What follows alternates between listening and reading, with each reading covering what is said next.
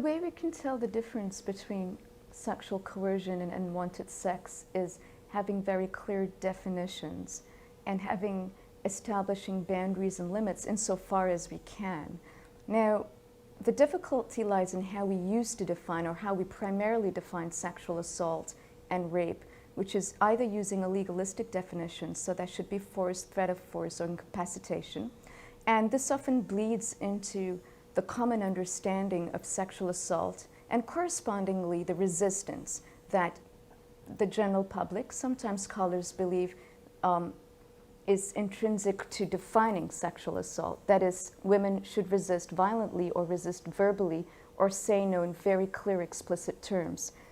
So that's part of the controversy. Now, if we understand that sexual relationships are about negotiation, however we define negotiation, one way that I and some of my colleagues define it is coercion happens when negotiation ends.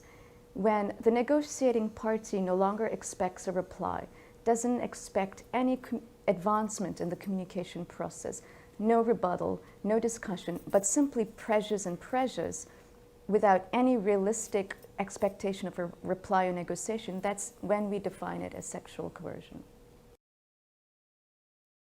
Consent is voluntary and must be freely given.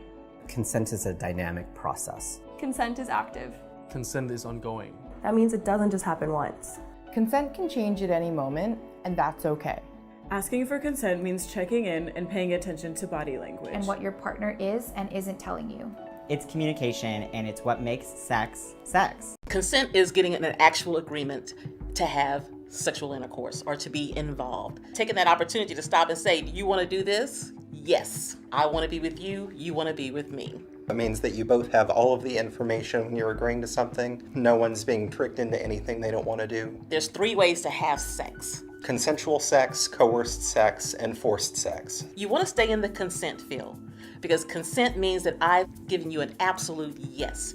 Coercion means that maybe I wasn't really sure about it, and so I did it because I needed something from you. And then there's force, where someone actually forces you to engage in a sexual act. When we think of the word rape, we often think of forced sex, use of violence, that sort of thing. But a lot of times, it's a lot more insidious than that. It's someone just sort of trying to talk someone into doing something, or making the same attempt at the same thing over and over and over as they're being pushed away.